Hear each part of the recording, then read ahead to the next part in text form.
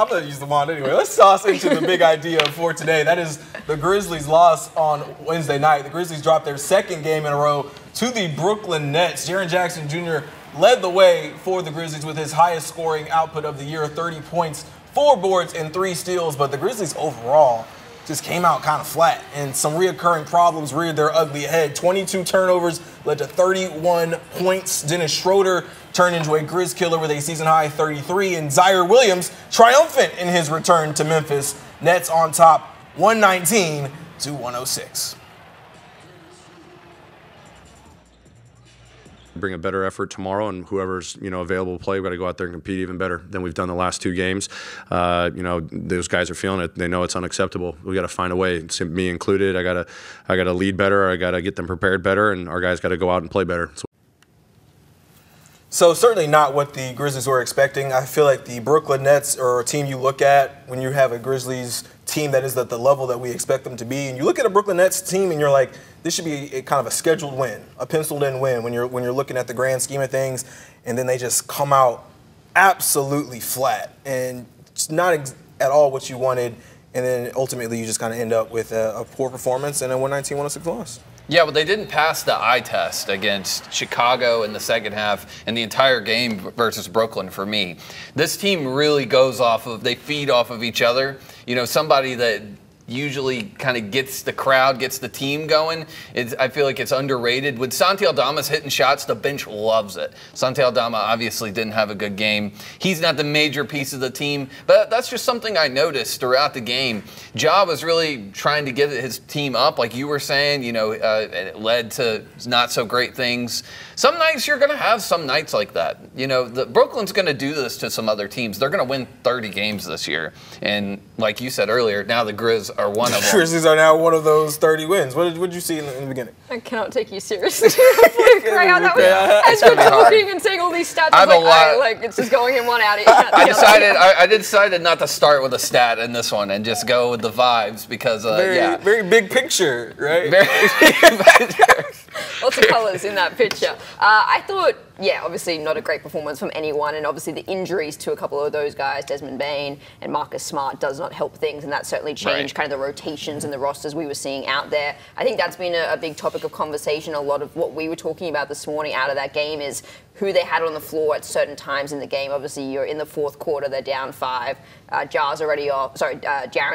They take Jar off, and then that lead extends to 10 by the time Jaren gets back on the court, and then 13 by the time Jar gets back on the court. And you're kind of sitting there going, why weren't those two guys on the court in those final closing stages of the fourth quarter when you really need the ball in their hands? They're the guys you go to. Obviously, Jaren had the best game out of any Grizzly, 30 points. Jar had a +4 in the +4-, and he was dominant when he was on the court. Obviously, he had those turnovers, but he was still having an impact. And when he was out there, it wasn't his cleanest game, but it's important for him to be out there kind of in those closing stages, and I think the Grizzlies were really missing that last night. Yeah, Jaren Jackson Jr. in particular just felt like he had the mismatch really all night, and that clearly comes out in 30 points, but they didn't have anybody for him last night, and it just kind of felt like leave him in the game as long as he wants to be in the game. Obviously, you're trying to close the gap, which I feel like they did. I mean, they got it to a 1-point ball game. I think it was 93-92, and then it just kind of all falls apart there. But let Jaren cook.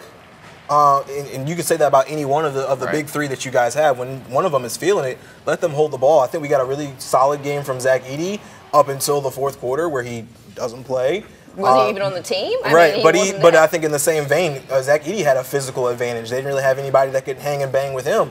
And even with Ben Simmons, they were doing a kind of a small ball where Ben Simmons is your 5, and it just didn't seem like at any point in time that they really dug into their big advantage. They would throw it into a post a couple of times and get points, and then stop doing it. And I just didn't understand why that was the case. I think it's also they don't fully trust Zach Edey defensively yet. Their idea of Zach Edey offensively, I think, is much higher right now than it is defensively, and that'll come with time. Overall, the Grizzlies are bottom in the league in a lot of categories defensively. In opponents' points off of turnovers, it's 22 a game. That's 26th in the league. 22nd in defensive efficiency, 27th in opponents' points per game, with right there at 122. But at the same time, their offense is moving quickly. They're 7th in fast break percentage, fast break efficiency, and 3rd place in overall pace of play, and then 2nd in assists, total assist. But so that's so weird. What's so weird about all of that is you expect them to have a defensive-minded identity. That's always what they want to say their calling card is we want to be a defensive-minded team. We want to be, a ball stoppers, stuff like that. And obviously we know they're going to be able to score. They have, just in the big three, they have 3 fantastic scorers in Josh, Jaren, and Dez. You've got Luke Kennard, who comes off the bench, can shoot the lights out. You've got a Jalen Wells, who's been impressive. Jay Huff can come off the bench and give you some points. Scottie Pippen's been great. So we have a lot of these great offensive players, but for them to keep saying, we want to be a defensive-minded team, we want to be a stopper, and you list off all the stats, and they're in the bottom 5, 6, 7 teams in all those categories. Something's not lining up. Right. I honestly think that, we haven't seen the defensive juggernaut Grizzlies since that series with the Lakers 2 years ago. And they got absolutely outmanned. They got bullied by the Lakers when they ended up closing out that series in LA. You have to go back, really, when Steven Adams was playing. I think Steven Adams deserves a lot more credit for his role that he played. Dillon Brooks, too? Yeah, Dillon Brooks, too. Yeah, Dillon Brooks is a huge part of that.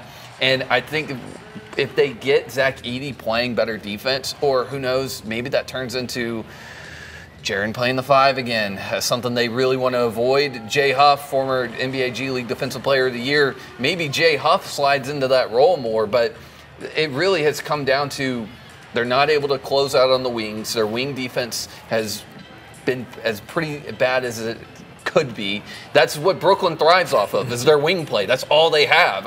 Dennis Schroeder went off, but let's wait another 3 months before he scores 30 again, And I think they're going to really struggle against wings, and the NBA is so wing heavy right now. Well, they're shorthanded, too. Yeah. So for a little bit. I was going to say, I think the most concerning thing to me is we heard Taylor Jenkins after the loss on Monday say, I'm challenging my guys to be more defensively minded, to be more physical on the court. And then you go out and you see that performance on Wednesday and you're like, sorry, what did you challenge them? Where is it?